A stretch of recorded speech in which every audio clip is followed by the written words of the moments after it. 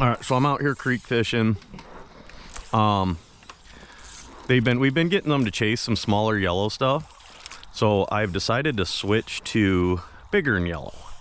What I want to kind of show you guys is sort of the angles I'm taking and when I'm pausing. You should be able to see that yellow fly out there a little bit.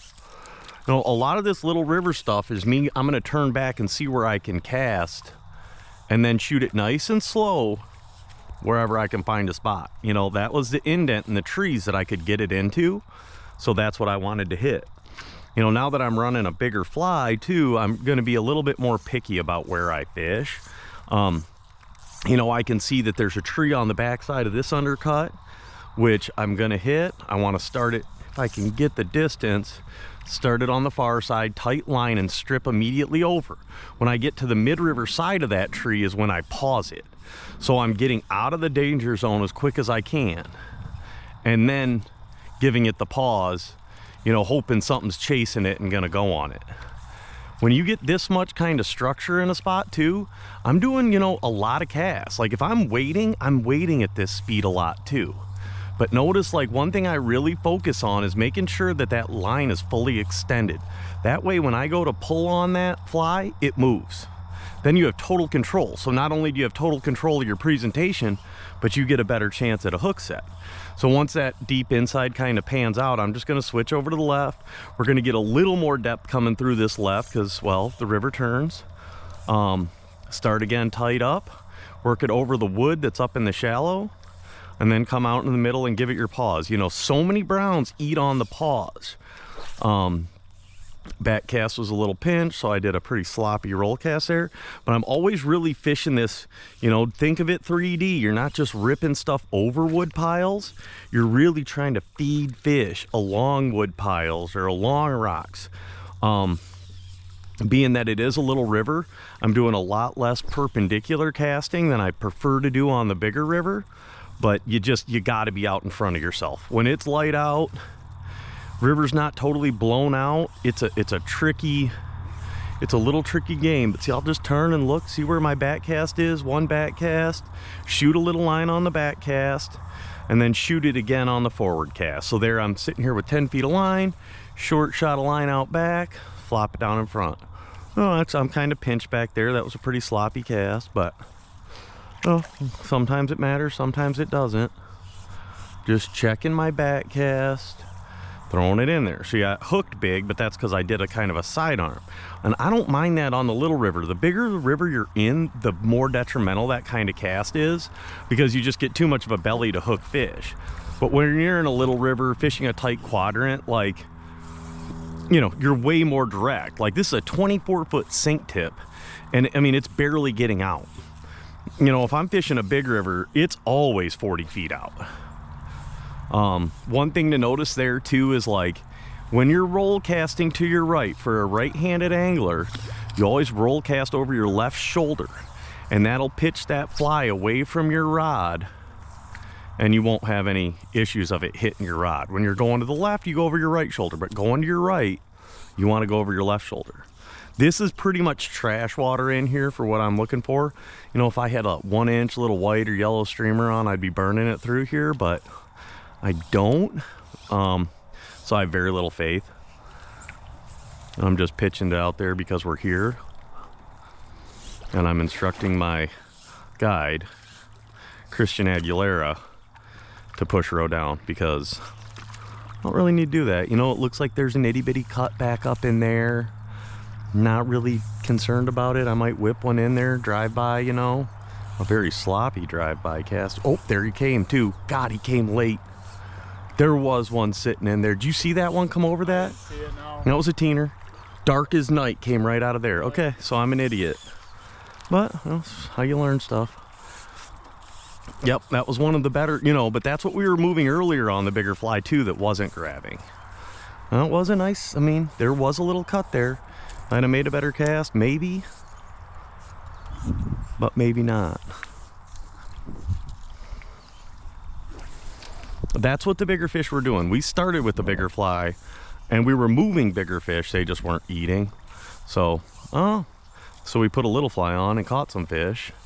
And then as the light penetration and light angle has changed, we went back to the bigger fly. We did find that they were looking at yellow, which really pops in these kind of light conditions.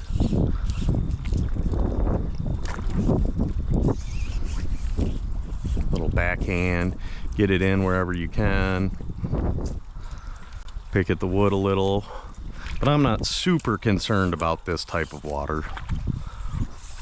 Throwing up by the dock, because, well, why wouldn't you? There's a trout underneath every dock in Michigan. Oh, that looks like a nice little spot in there. Don't worry about me, just go.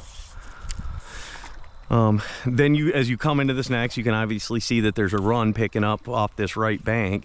So you're gonna get a little trench over here, some wood up shallow, gonna fish this into the next hole.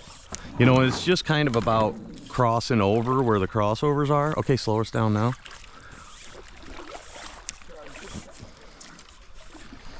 But once again, kind of picking at all of the little spots that are available where something could pop out.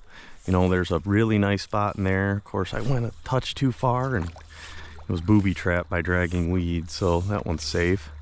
But then right when that starts panning out too, you know, in a high water situation, your best spot, or even at night, is going to be kind of coming off that stuff. But typically I have more confidence in lower water to hit the deepest water available. Probably doesn't always work out, but as a general kind of approach, especially if you're fishing water you don't really know, that's a good place to start. And big fish tend to not like to go shallow unless it's extremely high water or dark. You know, you find a lot of the bigger fish, even in bigger rivers, like they'll go into 3 to 5 to feed. You know, that seems like that's their comfort area. But then at night, you know, I mean, they'll be in 6 inches, less. I mean, I've seen fish at night where it's like, I don't even know how their back isn't sticking out of the water while they're laying there. I've scared them because I've been walking out at night, walking through the shallowest water, and they're between you and the bank, and you're like, what in the heck is going on there? So then we get a little corner, not a ton of it here, but enough to justify kind of popping a fly through. Nice chunk of wood in there, get it right up in there. You want to be in their home and see if you can get them to come out. You know, when you're dealing with this sort of water temps, you're trying to get these fish, you know, they should be pretty aggressive. You know, we're kind of a long ways away from our major hatches. So, you know, it's kind of time. You know, it's September.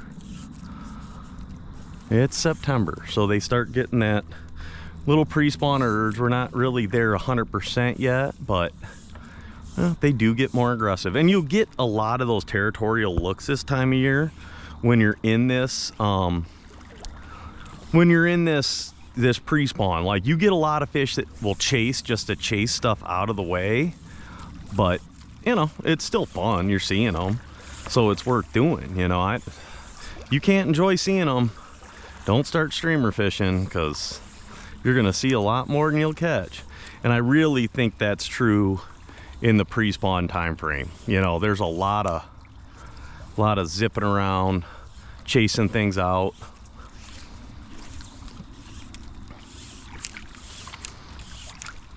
And that's, you know, that's a big time of year for the yellow stuff.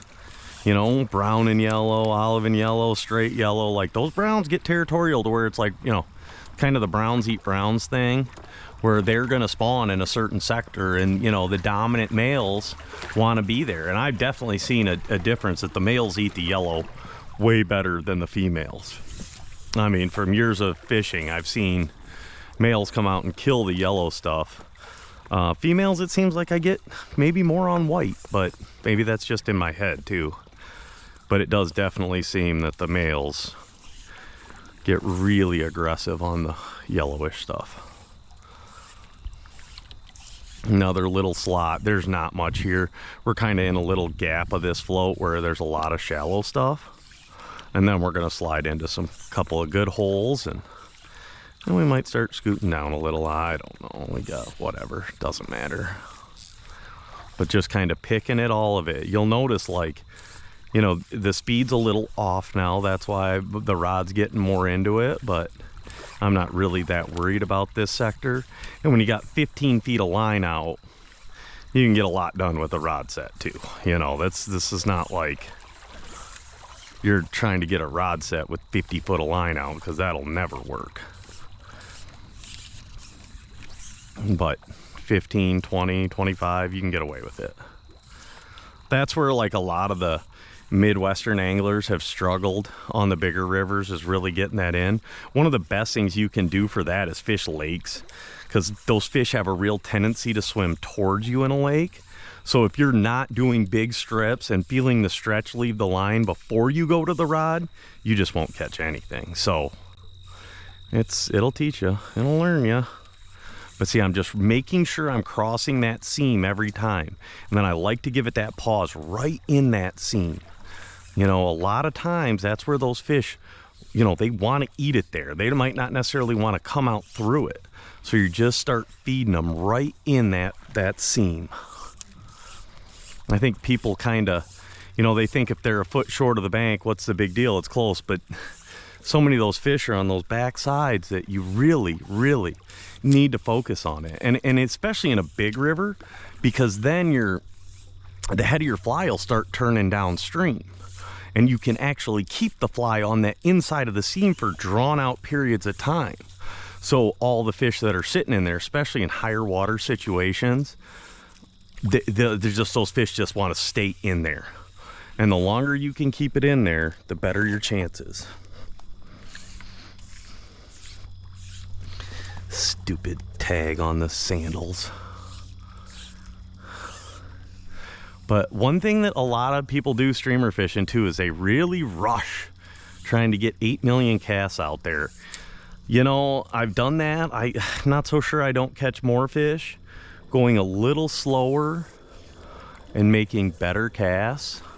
You know, just slow your stroke down, really get it in there. Nice slow cast. Line is tight every time.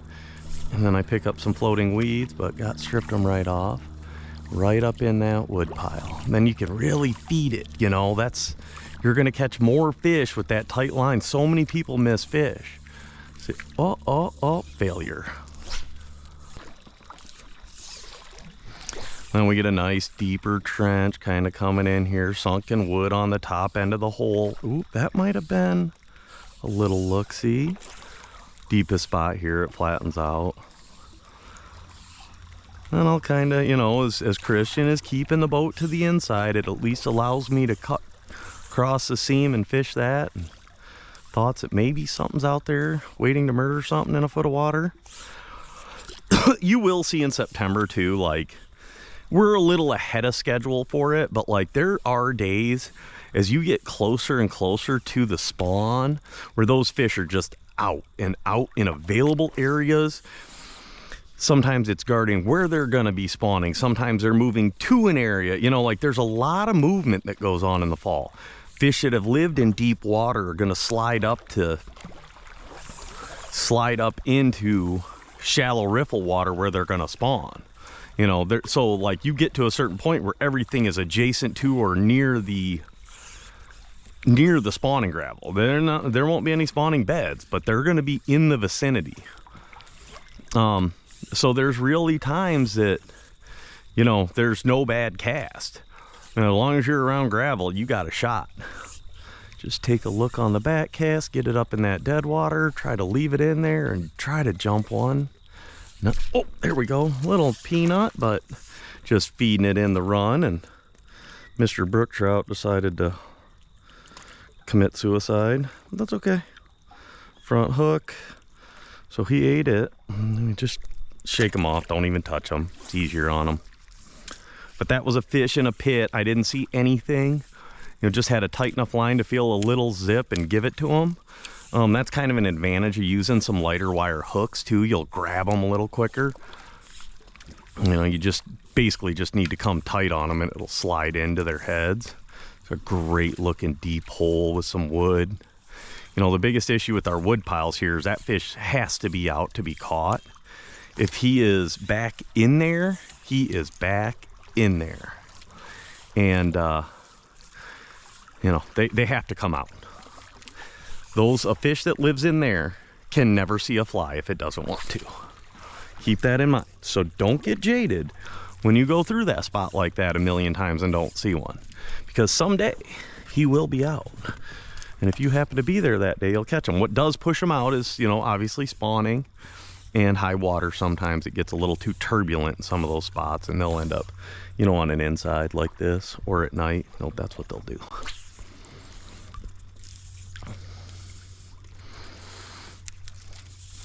Hope you can see that yellow fly. It just looks so pretty dancing around. But you'll notice, like, I mean, that's one of the biggest things that to stress is like crossing those seams every time. You really want to come through those seams. And also looking behind you before you cast on a little river. People have a tendency to just think, oh, it's fine. No, it's never fine. And then you just blow out multiple spots because you didn't do things correctly. You know, snagging a tree there, you telling me that those fish don't know for 100 yards what just happened? Nice and easy, just slow and steady. That's why it's key to have a nice rod that matches the fly line you're using. I don't care how nice the rod is, but it needs to match. Your line has to match it. And when your boat driver is driving poorly, you just deal and hope for the best, because there will be times. Ooh, did you like that little curve cast right up in the backside? I sure did. No reward, but God, that was pretty. Oh yeah, we get some decent stuff here. Oh, what was that? I don't know. But see, even though like I'm seeing this good deep stuff downstream, I want to really fish just above it. You know, these fish might not go way far, but they're gonna go a little ways out of it, you know. And so you know, as long as you're adjacent to structure like that, I feel like you got a chance. You know, it's might not be the best. Here's, you know, you're starting to get into where it's, you know, you get that little dark slot along that tree, and that should be about the best. Ooh, that'd be a night mousing spot. If only I cared. Runs down the middle. These are always a little tricky from the boat. You know, it's just deal, suffer and deal. Way out in front, hope something's at the tail out maybe. Now on a small stream, this is where you're gonna really pay the piper, but it looks like, you know, nice little spot in there. Just take your time, get one in there. And even if you don't get one there, you can see that's a good spot. And if you move one, you'll know the next time you go right by there that that's a legitimate spot. So then you keep your boat further left, you try to get one in there. Make sure you set the guy up to make a good roll cast into that spot. You know, so much of this is about approach, whether it's a boat or wade fishing. You know, and the more addresses and the better you know the water, man, you're gonna start seeing some fish. Nice little backhand cast to get it in there. Didn't exactly kick how I wanted, but I did manage to get through there without being snagged, which is a small miracle. And my guide tried to kill me there, so got to sit down. Can't lose an eyeball. Not much workers' comp here, being self-employed and a fishing guide. Pretty much just gonna move into the settlement in downtown Traverse City and pitch a tent and be out there begging for quarters like all the other individuals will say. I'm trying to put that off a little longer in my life. I understand as a fishing guide that's probably where I'm headed, but I'd like to at least make it to 60 before that's my situation. Save enough, and maybe buy a barrel of vodka and see what happens. But just, you know, another pinch, so I'm just getting it out in front, you know, trying to make sure there's the best spot. Boat can't really do any better than to hit that, so you just make, oh shoot, and I missed one as I went to look for my back cast. But I'm just trying to make it work. This is gonna happen in these little rivers. You're gonna get zones where it's like, you know, you're just hoping for the best. So it's fine, you just deal. Is it perfect? No. Oh, there's a wake coming. Come on, come on, come on. Never saw the fish, but did see a wake behind it. So that's exciting.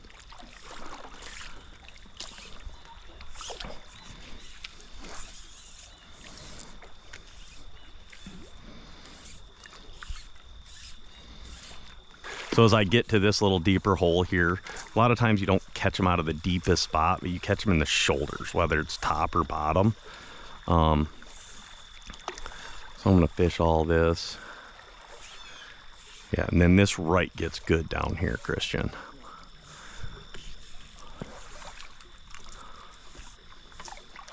Talk about how you pre-set up. Yeah, okay. Like yeah, I'm yeah, setting yeah. up right now for Yep. you. So I've got what I've just told Christian is like, I see the crossover. You know, we're going to go from here and it's going to spill into this nice trench to the right. So I'm having him slide over and get as far away as he can before this little dip in here. You should be able to see. I mean, this is a nice deep corner. I want to fish this swampy stuff up at the top end. And I'm going to pause it longer in a spot like this to kind of feed it down there just a little deeper. And that's how I get the depth, you know, by throwing a tight line. A lot of times you just allow for that pause to get you a little bit more depth. And you throw it in the tree, but it doesn't matter because I hit the spot I wanted to. And I think that, you know, you give it that pause, stall, stall, stall, stall, then pull hard, pull hard. And sometimes you can get those fish to really look aggressive at it and then come charging out. A lot of times they will just eat it on that stall down there, but usually a lot of times it's that first movement after it. Can I say something to your viewers? Yes. If they, I don't know if you'll use the back camera too, you'll watch the way I hold the oars to keep them tracking in on that side. Which is not the easiest thing in these rafts. No. I will say that the rafts track, especially this does not have the self-bailing floor. So, you know, it gets blown around a little, it gets moved around, but you just get kind of accustomed to it and you'll be fine. Ooh, mousing spot right there. But then this whole mid-river's where all this wood is in depth. Like that is, ugh, look at that. There's somebody in there. Like 28 inches. Never seen a fly. There's dudes who get 2-footers out of here. Like, I know that's the truth. I mean, I'd probably have to come more than, oh no, really? I'd probably have to come more than 3 days a year. Yeah, that looped like 17 times. Oh. Whoa! Hey now, hey now, hey now. Give your guy to piercing, that's an extra. Ah, whatever. Tip them more, you pierce their ear. No, don't. Tip them less. Tell them it's their fault. Why was I that close? If you'd have been 6 inches further away, it would have been a perfect cast. It's always the guide's fault. And true experienced clients understand it is always the guide's fault. Clients can do no wrong. No. Wrong? What do you mean? Maybe All right. less us that they're presenting about. Well, I gotta be done with that. My head's about to explode using this stupid head cam, but I thought maybe that would give you a little bit more, a different view and a look at what I'm actually trying to accomplish while doing this. And so hopefully that helped a little bit and maybe answered a few questions you might have doing the streamer thing. I'm gonna try to keep doing more of that. So hopefully that helps. I'll show you the fly. It's just a yellow peanut envy was all I was running. You know, nothing fancy, but a very effective fly. And it's about the right weight for this time of year with the low water, but just straight school bus yellow, man. School bus. I don't know. Yeah, like, subscribe, comment, keep me engaged, keep the suggestions coming. I appreciate all the feedback on it. So, and we'll keep putting them out. Thanks.